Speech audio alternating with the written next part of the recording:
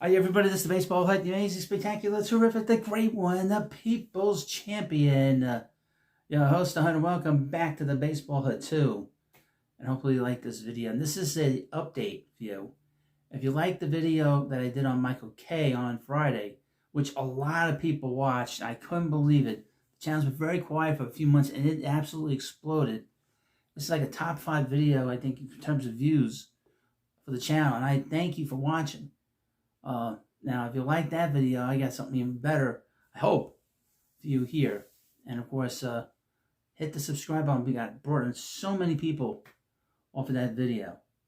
Michael Kay is a guy that is, I said this in the previous videos, thin-skinned. And you knew, if you followed this story about the Blue Jays, and I would mention the Blue Jays won again today, and they've won 8 in a row. And the Yankees held on and got some help from the umpire in the 9th inning at Citi Field. Not only the 9th inning, but a good portion of the game. Got a lot of help from the umpires, particularly behind the plate. And they would have lost. The Yankees would have lost 7 in a row if they lost. Now this is not the George Steinbrenner Yankees. The George Steinbrenner Yankees would have fired everybody would have been gone, especially after losing the first 2 games at Citi Field. But anyway. Michael Kay, he said something about the Blue Jays. Well, we'll get into it. It's a very interesting story. Let me read you from Awful Announcing. Michael Kay says he's not a fawning fanboy after Blue Jays broom Yankees. Now, the Yankees got swept in Toronto for the first time ever in the history of the Blue Jays. The Blue Jays have been around since 1977, and they never, ever swept the Yankees in a 4-game series. And the Blue Jays and their announcers were celebrating it. There's nothing wrong with that. Have a little fun. This is supposed to be fun. But here's the thing about Michael Kay. It's the no fun zone. Fun is not okay. You know what I mean? Quote, you shouldn't hang on the rim 3 minutes into the 3rd quarter of a basketball game. Again, I think I mentioned this as well. He speaks for the Yankees. So he's a guy that works for the Yankees. He's worked for the Yankees for over 35 years. So this guy is literally the voice of the Yankees. When the Yankees want to get a message out, they go to him. Eventually, it would all come back to Michael Kay.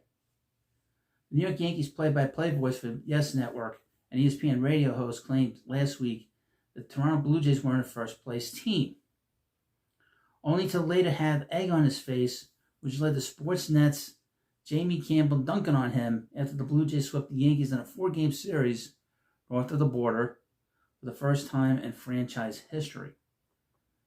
You see, so this is a new thing. This has never happened to the Blue Jays. And obviously the fans are celebrating it, and nobody was expecting the Blue Jays to be there. On Sunday, excluding myself, I thought they'd finish at last in a very tough division. On Sunday, Not Okay finally responded.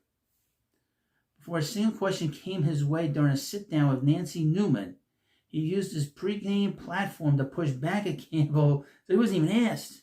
See? Again, he has thin skin and everything bothers him. And anyone else who, in his view, twisted his words or missed the point entirely.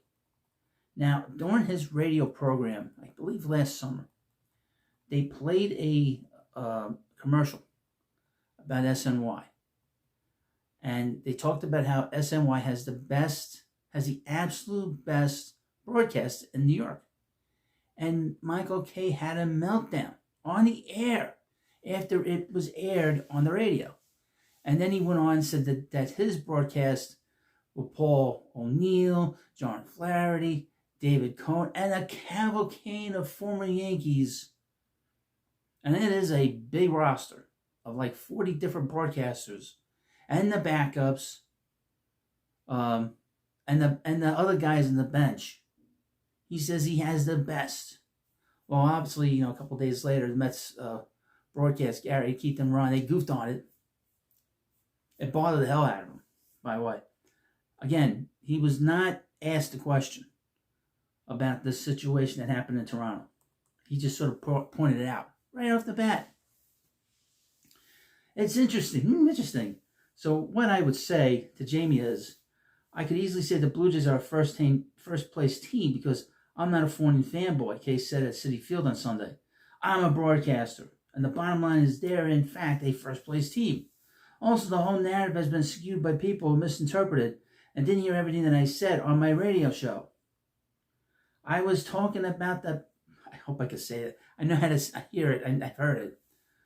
The Pythagorean, I know, I mean, it's just like the Russo stuff, theorem of run differential, which would indicate that the Blue Jays should not have a record as good as they have. In fact, I was complimenting the Blue Jays that they've exceeded the expectations that the numbers would put on them. I never said that run differential was more important than wins and losses. Of course it's not. It's funny, I did a video on that. Yeah. But baseball prospectors, places like that, they take the run differential and they try to figure out how exactly what the record would be. Now, he didn't say that. He didn't mention that. It's all new stuff. You should have mentioned it. He didn't say that. And the Blue Jays have exceeded that with their gritty, gutty style of play. Like I said, the whole thing with the run differential, that doesn't mean anything. Because you can play 10 great games and have one game that's a complete total disaster. And while Kay insisted he was complimenting Toronto, it's hard to imagine anyone inside Rogers Center hearing it that way. I mean, really, it's not. It's a backhanded compliment, which he's very good at. He's very passive-aggressive and very aggressive. And one final thing.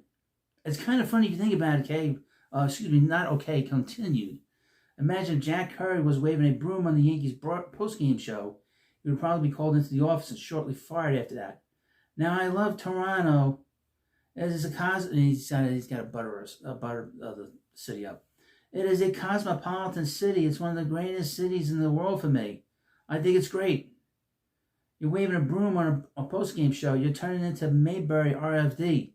I just don't get now. He's insulting people from the South. I mean, what's the matter with this guy? I don't understand it. You should be proud of the fact that you're in first place. And one final thing. Yeesh. Again, he's had 2 finals. This is like a Barbra Streisand concert. You shouldn't hang on the rim 3 minutes into the third quarter of a baseball game. Feel good about sweeping the Yankees. Feel good about winning all these games in a row. Feel good about being in first place. But to hang on the rim this early, let's hang on the rim in October. That's when you hang on the rim. Well, if you don't hang on the rim, you're going to get hanged by a rope. Kay's trying to have his cake and eat it too, all while taking a victory lap for being objective, while scolding a rival network for enjoying a moment that their team earned. The Blue Jays swept the Yankees for the first time in franchise history in a 4-game series. If there was ever a time to wave a broom or hang on the rim, that was it. Almost 50 years of Blue Jays baseball, and they never did it. And from what I understand, Campbell tends to wave a broom around all the time. That's like a prop. And this is Canada, for God's sake. This is not the United States. And it's funny. Somebody wrote to me in the previous video, Americans always underestimate Canadians. You're Canadian. Okay? You are owned by the British Crown still, believe it or not. Look it up. It's all true. The July 1st independence is BS. It's BS, folks. The king still rules them. He really does. That's not a joke. I'm not joking.